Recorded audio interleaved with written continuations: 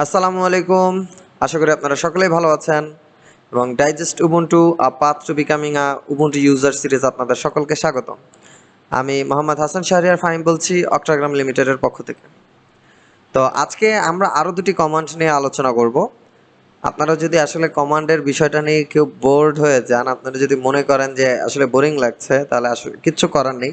কারণ যখন আপনারা লিনাক্স নিজের ডেইলি ড্রাইভার হিসেবে ইউজ করবেন, আহ, অনেক ক্ষেত্রেই মেইনলি ডেইলি ড্রাইভার যখন ইউজ করবেন দেখা যাবে যেসব কমান্ডগুলো আমি আপনাদেরকে দেখাচ্ছি সেই কমান্ডগুলো আপনারা আহ, ওই বিভিন্ন ইউআই ব্যবহার করে ফেলবেন। যেমন সিডির জায়গায় হয়তো বা জাস্ট মাউসের ডাবল ক্লিক করে আপনারা ঢুকে যাবেন, কিন্তু তারপরেও আপনারা ভবিষ্যতে উবুন্টু চালাতে চালাতে যখন হেডলেস চালানোর চিন্তা করবেন, অথবা যারা হচ্ছে সার্ভার লেভেলে কাজ করতে ইচ্ছুক তাদের জন্য, অথবা যারা এসএসএইচ করে রিমোটলি কাজ করতে ইচ্ছুক তাদের জন্য আসলে কমান্ড লাইনগুলো জানা খুব প্রয়োজন। তো আজকে আমরা আলোচনা করব পিডাব্লিউডি এবং সিপি নিয়ে। পিডাব্লিউডি হচ্ছে প্রিন্ট ওয়ার্কিং ডিরেক্টরি এবং সিপি হচ্ছে মূলত কপি। তো প্রিন্ট ওয়ার্কিং ডাইরেক্টরিটা কি? প্রিন্ট ওয়ার্কিং ডাইরেক্টরিটা আসলে খুব সিম্পল। আমরা পিডাব্লিউডি দিলে বর্তমানে কোন ডাইরেক্টরিতে আছি সেই জিনিসটা আমরা দেখতে পারি। আমরা এই এই পিডাব্লিউডি এর কাজটি মোটামুটি এর আগের ভিডিওগুলোতেও দেখেছি। আমি অনেক ক্ষেত্রে পিডাব্লিউডি দিতাম, ইভেন পিডাব্লিউডি হেল্প দিলে আপনি হয়তো বা তেমন কিছু পাবেনও না। যেমন পিডাব্লিউডি আপনি যদি এল দেন, পিডাব্লিউডি এল দিলেও আলটিমেটলি হচ্ছে গিয়ে আপনার ওয়ার্কিং ডাইরেক্টরি শো করছে, এবং আপনি যদি পি দেন তাহলেও আপনার সেই ফিজিক্যাল ডাইরেক্টরি আসলে শো করছে। সো বাই এই যে এখানে লেখাই আছে যে by default PWD behaves as if hyphen L were specified. So আমরা যদি এটার ম্যানুয়াল দেখা ট্রাই করি, ম্যান পিডাব্লিউডি, আমরা এখানে ম্যানুয়াল পেয়ে যাবো, এবং ম্যানুয়ালে আসলে তেমন কোনো কমান্ডও এখানে নেই। সো আপনার যে কোনো কমান্ডের যদি ম্যানুয়াল দেখতে চান, যে কোনো কমান্ডের ম্যানুয়াল এখান থেকে দেখে নিতে পারবেন।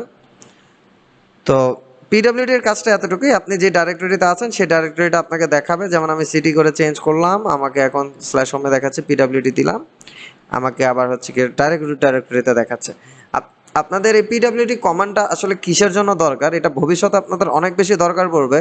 যখন হচ্ছে আপনি বিভিন্ন কপি বা মুভমেন্ট করবেন বা রিনেম করবেন, অনেক ক্ষেত্রে আসলে পিডাব্লিউডি তখন কাজ করতে হয়। তো এবার আসেন আমাদের কপিতে। আমরা ইউজুয়ালি যখন কোনো কিছু কপি করতে চাই, আমরা কপি করার জন্য ডাবল ক্লিক করে কন্ট্রোল সি এবং কন্ট্রোল ভি দেওয়ার চেষ্টা করি সবসময়, অথবা সরাসরি এখান থেকে আমরা কপি করে আমরা হয়তো বা পেস্ট করে দেই। বাট এই সেম কাজটা যদি আপনারা টার্মিনাল দিয়ে করতে চান তাহলে কিভাবে করতে পারেন? টার্মিনালে আমরা সিপি কমান্ড যখন এক্সিকিউট করছি, সিপি হেল্প দিলে আমাদেরকে বেশ কিছু ইনফরমেশন দেখাবে। তো এখানে বেশ কিছু অপশন আছে, যার মধ্যে আমি হচ্ছে আপনাদেরকে মূলত সিপি নর্মালটা এবং সিপি আর দেখাবো। আর বলতে ছোট হাতের আর কথা বলেছি, অথবা আপনার ক্যাপিটাল আরও একই কথা। তো আমরা যদি আমার ধরুন আমি হচ্ছে গিয়ে এলএস করে যদি পিকচার্সে দেখি, পিকচার্স এলএস করে দেখলাম যে পিকচার্সে আসলে কিছু নেই। আমি এলএস এর বদলে নর্মালিও যদি ঢুকে দেখি, আমি দেখব পিকচার্সে আসলে কিছু নেই। এখন আমার টার্গেট হচ্ছে আউটপুট ডট টিএক্সটিটাকে আমার পিকচার ডাইরেক্টরিতে নিতে হবে। আমি সিম্পলি যদি সিপি আউটপুট ডট টিএক্সটি দিয়ে এখানে ডাইরেক্টরি নামটা জাস্ট স্পেস দিয়ে দেই পিকচার্স, আমি ইন্টার চাপ দেই, আপনি দেখবেন যেখানে আউটপুট ডট টিএক্সটি চলে এসেছে, এবং আমি যদি এলএস দেই সেই আউটপুট ডট টিএক্সটি কিন্তু এখন এখানে রয়ে গিয়েছে। বাট এবার বিষয়টা হচ্ছে আপনারা যে মানে কেন আপনাদের পিডাব্লিউডি কাজে লাগতে পারে। আপনার ধরেন হঠাৎ করে মনে পড়লো যে আপনার অক্টাগ্রাম অথবা আপনার যে কোনো নিজের ইউজারের ডাইরেক্টরিতে কিছু একটা ছিল যেটা আপনার অন্য কোনো ডাইরেক্টরিতে নিয়ে যেতে হবে। সো আমাদের যেহেতু পিডাব্লিউডি করে মাথায় আছে যে স্ল্যাশ হোম স্ল্যাশ অক্টাগ্রাম হচ্ছে কি আমার আউটপুট ডট টিএক্সটি ডাইরেক্টরি, অর্থাৎ আউটপুট ডট টিএক্সটি যেই ডাইরেক্টরিতে আছে সেখানে আমরা যে কাজটা করতে পারি, সিপি হোম স্ল্যাশ অক্টাগ্রাম। অক্টাগ্রাম আপনি শুধুমাত্র ওসিটি দিয়ে যদি ট্যাপ চাপ দিয়ে দেন, বাকিটা অটো ফিল কিন্তু আসলে লিনাক্স নিজেই করে দেয়। এবং এরপর যদি আপনি আউটপুট ডট টিএক্সটি দিয়ে দেন, টিএক্সটি দিয়ে আপনি ধরুন এই স্ল্যাশ হোম স্ল্যাশ অক্টাগ্রামের ডাউনলোড ফোল্ডারে নিয়ে যেতে চাচ্ছেন, অথবা ডাউনলোড না, আমি ধরুন ভিডিওস ফোল্ডারে নিয়ে যেতে চাচ্ছি।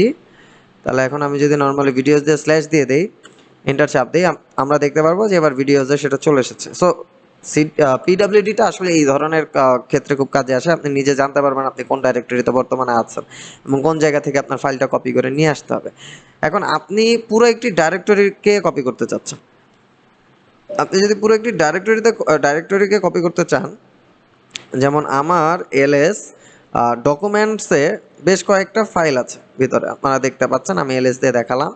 এবার আমি যদি সিপি ডকুমেন্টসকে ভিডিওজের ভিতর দিয়ে দিতে চাই, আমি ইন্টারচাপ দিলে এখানে দেখবে ওমিটিং ডাইরেক্টরি ডকুমেন্ট স্ল্যাশ, সো এটাকে অ্যাকচুয়ালি স্কিপ করে দিচ্ছে। কারণটা কি?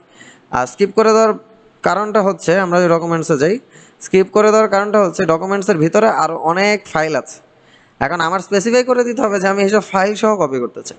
তখন আমার যে কাজটা করতে হবে, সিপিআর দিয়ে আমি যখন এবার ভিডিওজে চাপ দেব, এইবার দেখতে পারবেন যে ডকুমেন্ট ফোল্ডারটাকে এইবার সে কপি করে নিয়ে এসেছে।